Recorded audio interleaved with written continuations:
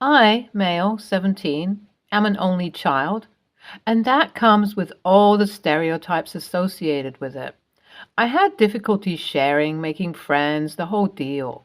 However, I've been able to form my own bonds as I got older and learned to be a more outgoing, extroverted person. So, what I'm trying to say is that I'm usually a pretty easygoing dude and I've learned to share my space with others. My parents also have tried their hardest with me and don't really shut me down because I'm just a kid, like other people tend to do. I have a pretty equal voice when it comes to family issues and stuff.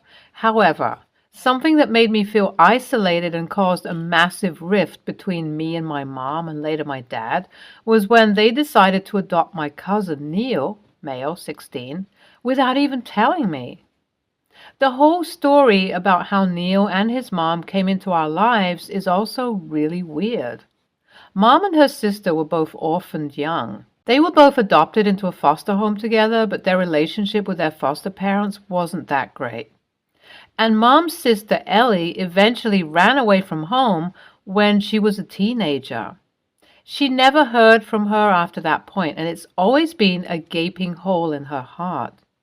From her stories, it seems like Ellie was an amazing, protective elder sister who kept her happy when things got rough. Mom never really gets into why Ellie ran away, but I don't think her foster parents were particularly loving. I've never met them once in my life, and it doesn't take a genius to put two and two together. Now, Neil is Ellie's son, or that's the case. He contacted my mom online with details about her life that nobody except Ellie knew, and said that his mom had recently passed away. He then asked if he could come and visit us, and my mom obliged. It was clear from their conversation that Neil was Ellie's son.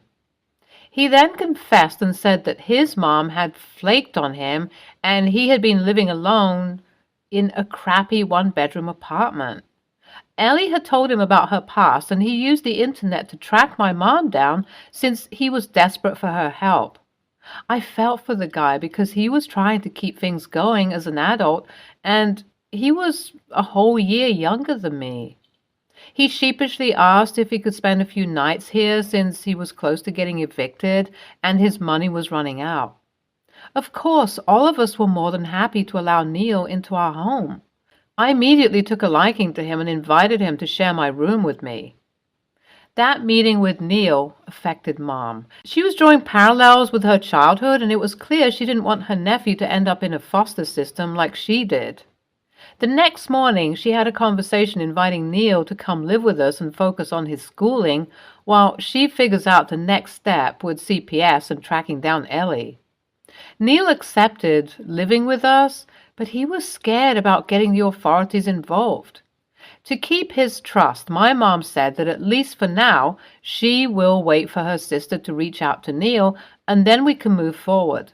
Since then, it's been 3 months. Now, it's been an adjustment for all of us, and I don't begrudge Neil living with me, but there are a few things about his behavior that made me sus. He was able to enroll in my high school after some scavenging for documents and stuff. I rarely see him attend classes. In fact, nobody in the family really knows where he is for most of the day until he comes and crashes in the evening. Apart from that, the friendliness Neil had before has slowly gone away, and the dude just acts like a grade A-hole when my parents aren't around. He called me a spoiled rich kid and has made sharing a room with him an exhausting experience. NGL, he's basically a two-faced person. In front of my parents, especially my mom, he's the sweetest guy ever. In front of me, he's a jerk. I want to raise my concerns about all of this, but I can already tell it's going to be a lost cause. My mom keeps endlessly comparing me to Neil whenever I don't agree with her or slip up in terms of my behavior or grades. If I say anything against him, it'll just be branded as heartless. I bottled all of this in until one day when my mom sat me and my dad down and said that she wanted to legally adopt Neil.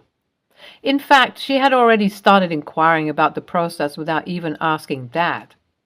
Both of us were quite shocked by the decision, But my dad eventually did see her side of things while I was still unsure about how to process all these things. But I just felt like it would be a huge change that I wasn't ready for. I finally confessed that my time with my cousin hadn't been the best, and Mom didn't like my point of view at all. She said, "OP, you're not understanding the struggles your cousin had to go through at all. I would appreciate it if you tried."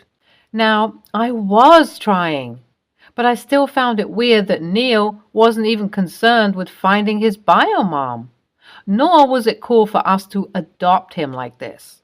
Since my dad also felt like it would be right for us to adopt Neil, and my paternal grandparents were the only people on my side, I took an Uber to their place because the conversation got pretty heated, and the next morning, I got a frantic call from my dad asking me to come home ASAP.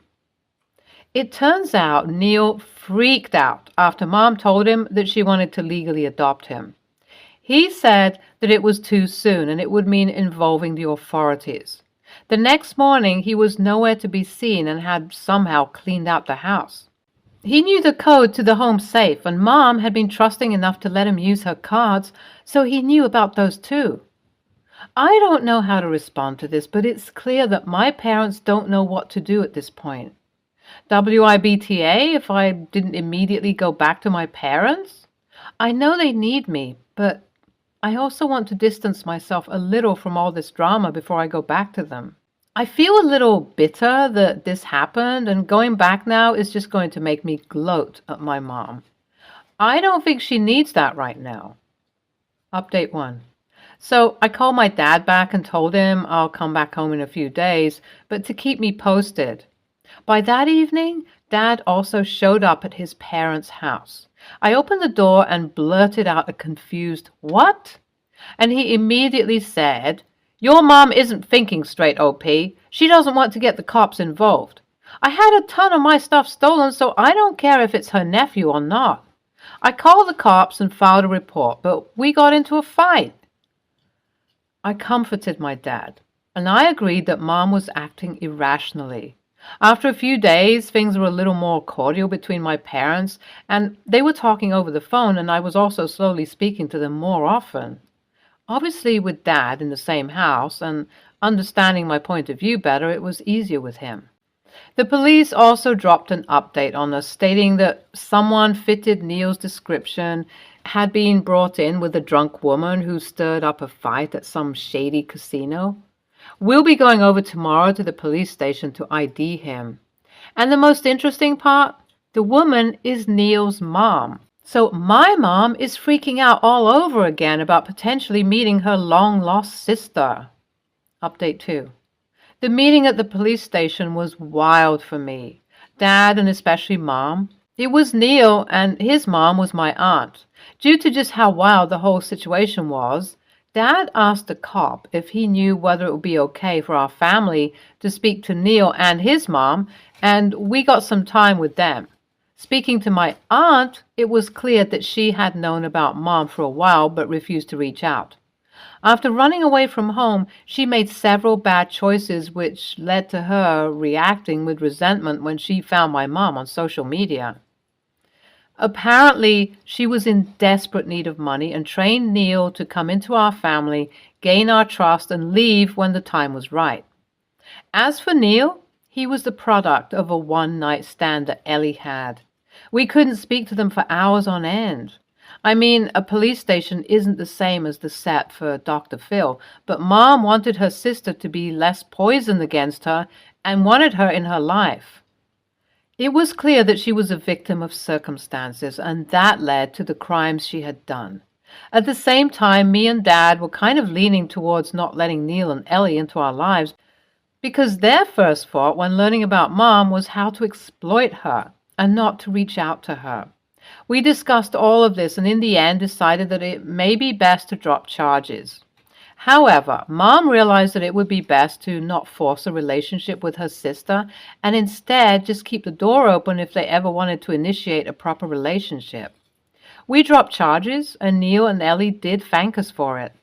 They won't be staying in our city for much longer, so it's unlikely that we would see them again. Update 3. Ever since Mom got to meet her sister, she's been acting a bit weird. She does understand that it's probably for the best for her not to be too open with Ellie, especially considering how she is harboring so much resentment. But it's still tough to find and lose your sister in the span of a few weeks. She did sit me and Dad down and apologize for being too trusting of Neil and deprioritizing us. After all of that, we haven't heard from Neil or Ellie since, and maybe that's for the best. Dad and Mom have worked out their differences, and we've all moved back in together. This whole story was wild AF. And I do think I will have to be more sensitive to the issue around my mom because it affects her in a different way than me. NTA, Neil and Ellie are clearly both troubled people, but that doesn't justify their actions. Your mom has made the right choice by establishing boundaries and keeping the door open, while also not doing something stupid like letting them move in or something. Next story.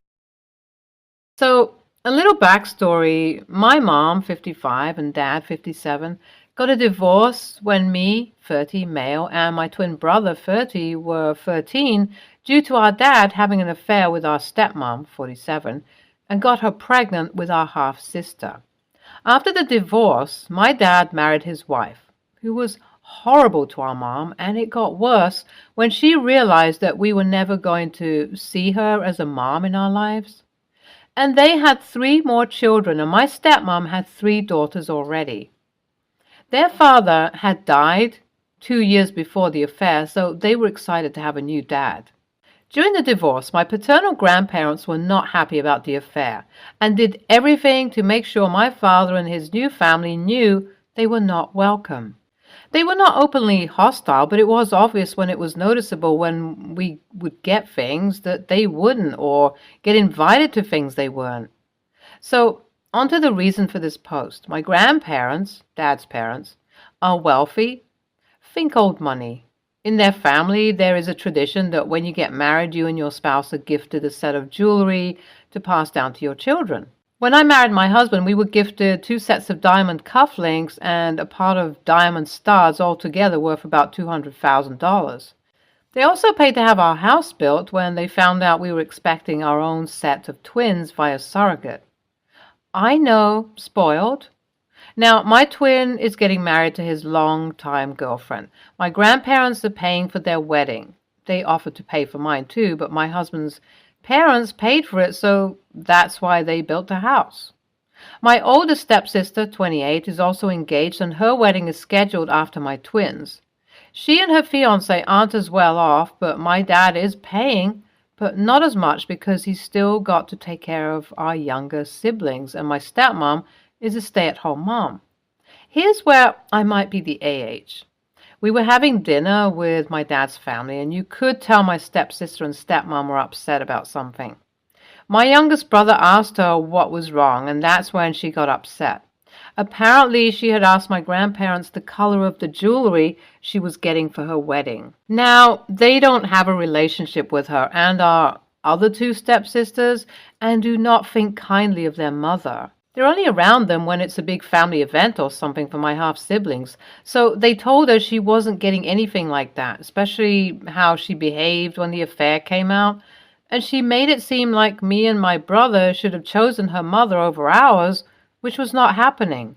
So she also asked about money for a house because, again, my father can't afford it.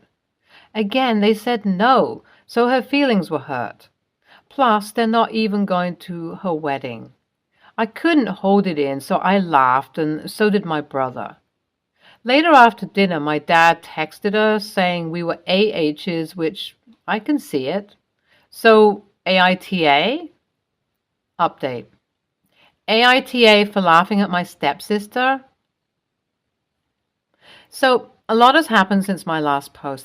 I'm thankful for my judgment of NTA. Yesterday, my dad came over with my twin and my stepsister's fiancé to talk to us. He decided to ask me if I could gift my set of jewelry I got for my wedding to my soon-to-be stepbrother-in-law. I looked at him and asked him if he was crazy when he knew I was going to be giving $6,000 to them for their honeymoon. My brother asked him if he seriously asked such a stupid question. Now again, I'll remind everyone that the $6,000 is my half of the present me and my brother are giving together. So they're already getting $12,000 from us. My brother reminded my dad about his set of cufflinks he got from his wedding to our mom, and he could give it to him if it's that important.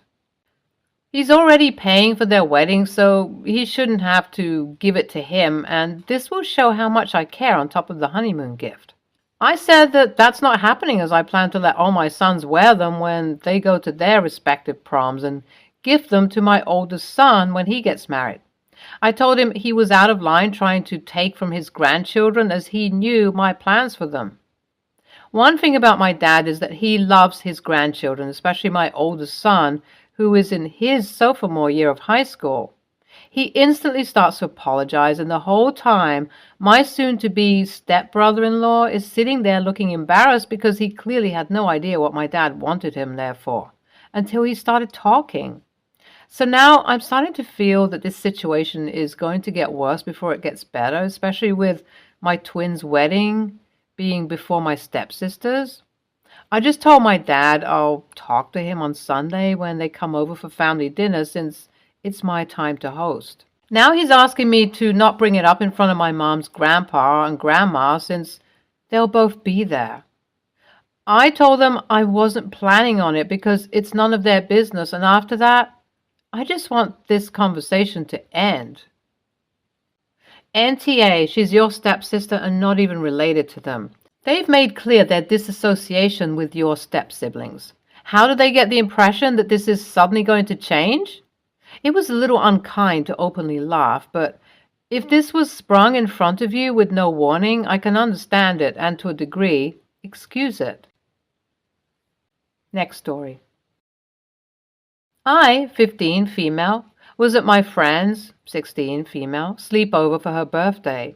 It was at the end of March, and we were going to be sleeping in a tent. There was a few girls there as well, and we would all be sharing the tent. Keep in mind, it's a very big tent. When we were setting up the air mattresses, everyone was planning where they were going to sleep. We had 3 individual ones and a massive one that could fit multiple people. 5 people were going to sleep on the big air mattress with someone else. On an individual one beside them, on the right side, and on the left side, there was 3 people sharing 2 beds. When I realized I didn't have anywhere to sleep, I asked them what I was going to do, and they all paused and then made up some response like, "Oh, I don't know, wherever you want, I suppose." This meant I ended up lying on the floor of the tent with nothing but a thin duvet under me and an ever thinner blanket over me. I wasn't having a good time, while everyone else was laughing. At around 1 a.m., I called my mom, who got a taxi to take me home. When the taxi was about 10 minutes away, I told everyone I was leaving and started to pack my stuff into my bag. Nobody said anything for a second, but then they all started offering solutions to where I could sleep. However, before I said I was leaving, they were all fine with letting me sleep on the floor, despite the fact I'd already told them how uncomfortable I was. I finally left at 1:30 and got home around 2 a.m. That morning I woke up to a text from the host saying that she understood why I left, but that I had been selfish after she did so much to make me so comfortable, as in she gave me a duvet and offered to let me sleep inside instead of the tent. At first, I still haven't responded to her message. But someone else from the sleepover texted me. Let's call her M. M messaged me to ask if I was all right, and I said yeah, I was, and then explained why I left. After that, M immediately started saying that I could have slept inside but refused, or I could have brought more stuff for myself. I just ignored her then. Half an hour after that, another one of my friends messaged me saying that everyone was uncomfortable in the tent, but it wasn't that bad. I haven't responded to this either. I know that they were still together when all of those messages were sent, so it feels very coordinated. I spoke to my dad about it when they said, and he told me that I did the right thing by leaving, but M keeps occasionally sending me texts asking if I've responded to the first text that the host of the sleepover sent. I'm not sure what to do or say because I'll have to see them tomorrow anyway, and I can't leave them on read forever. Edit. I responded to the host saying that I felt excluded, and that's why I left, and she called me rude and said that she tried to help. Nothing much happened at school except a few jokes I overheard between a few of them about me leaving and a few others in the main GC. I'll update if the situation gets worse. They offered to let you sleep inside by yourself away from your friends. That's not a good solution. I'm so glad you left. NTA. Stay tuned for more stories from our girl relationships.